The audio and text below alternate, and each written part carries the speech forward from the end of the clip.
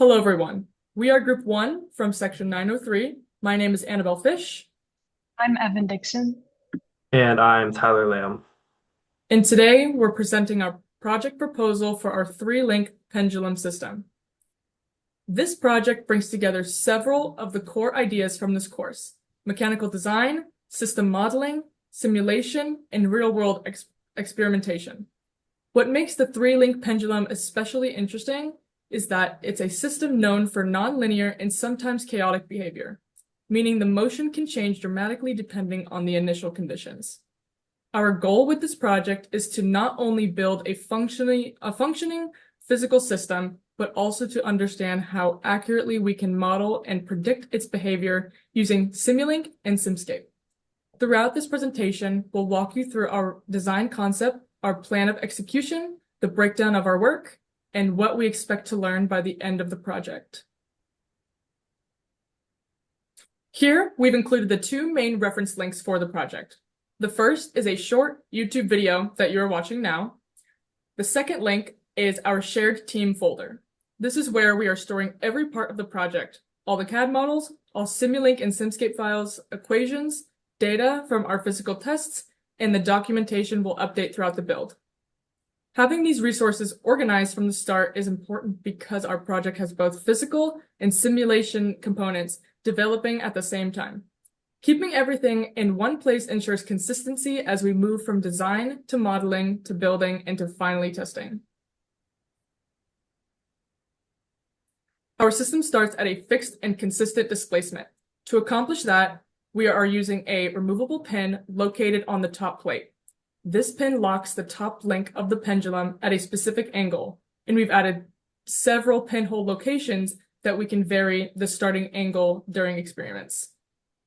This is important because a system like this is highly sensitive to initial conditions. A small change in the release angle can create a completely different motion profile. By having multiple pin locations, we can test many different starting energies and build a meaningful data set to compare against our simulations. After the pin is pulled, the pendulum is fully passive and moves only under gravity. Because the structure has three rigid arms connected in series, each with its own single rotational degree of freedom, the motion becomes highly interconnected.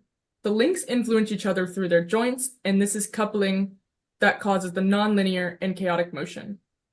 All of the joints use bearings, which helps minimize friction. We made this choice because reducing energy loss gives us cleaner movement and allows the experimental motion to move more closely to match the theoretical models that we are developing. Altogether, this setup allows us to study how the system transitions from a controlled initial displacement into a free, dynamic motion that's difficult to predict without a proper model. On this slide, you can see our initial concept for the pendulum system. The design focuses on being simple, stable, and repeatable. The vertical stand provides the foundation that supports all three links. We intentionally chose a sturdy, reinforced frame so the stand doesn't shake or introduce noise during experiments.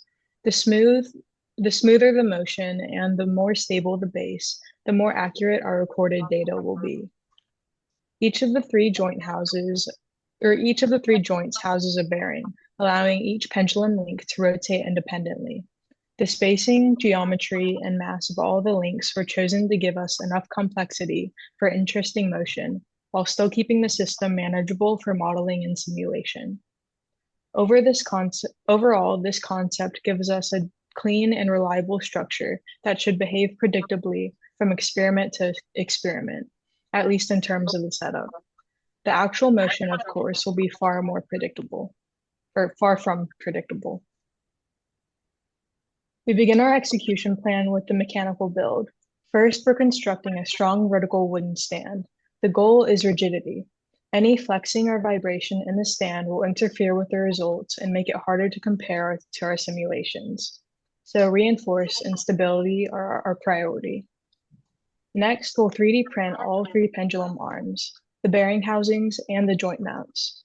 Using 3D printing gives us full control over the geometry and lets us quickly adjust dimensions if needed. After printing, we'll assemble the full system and test each joint individually. The main thing we're checking at this stage is friction. If any joint has too much resistance, the entire system's motion will be affected. So we need each link to rotate as freely as possible.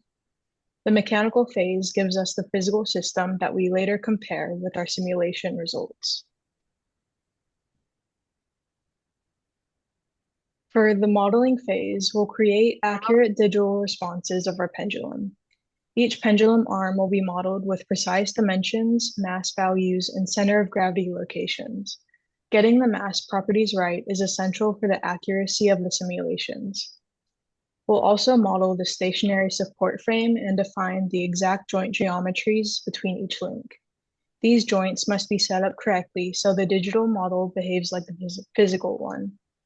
Finally, we'll define the constraints for each joint, specifically revolute joints with bearings.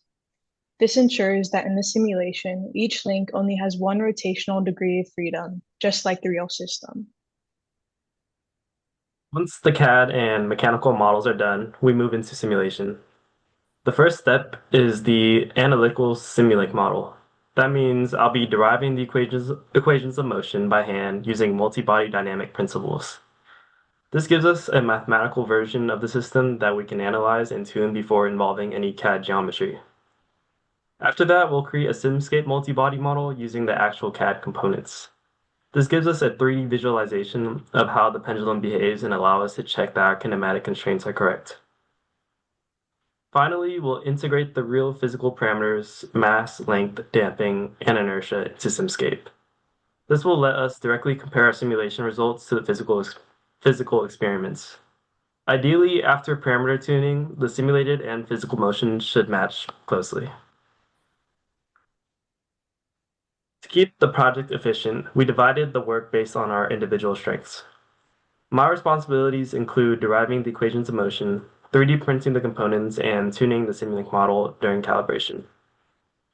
Annabelle will be focusing on the physical build. She'll construct the frame, the base, and the top plate, assemble the shafts and bearings, and organize the project structure. Evan is taking the lead on the CAD work. She'll design all 3D models in Fusion 360, import them into SimScape, and finish the full multi-body model. By dividing the tasks this way, the mechanical, simulation, and analytical components are all worked on simultaneously, which helps us meet our timeline. Our timeline spans the first 3 weeks of the project. In week 1, we focus on design and modeling. This includes CAD work, deriving equations of motion, and beginning the initial Simulink model. Week 2 is dedicated to building the SimScape model, tuning parameters, and beginning the physical build. Week 3 is where everything comes together. We'll complete assembly, run physical tests, gather data, tune the simulations to match the experiments, and finalize our presentation. This timeline ensures steady progression from design to simulation to testing.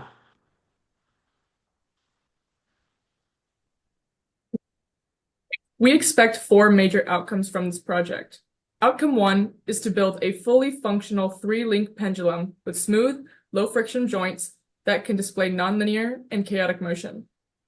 Outcome 2 is to accurately model and simulate the system using both analytical equations of motion and multi-body simulation in Simulink and SimScape.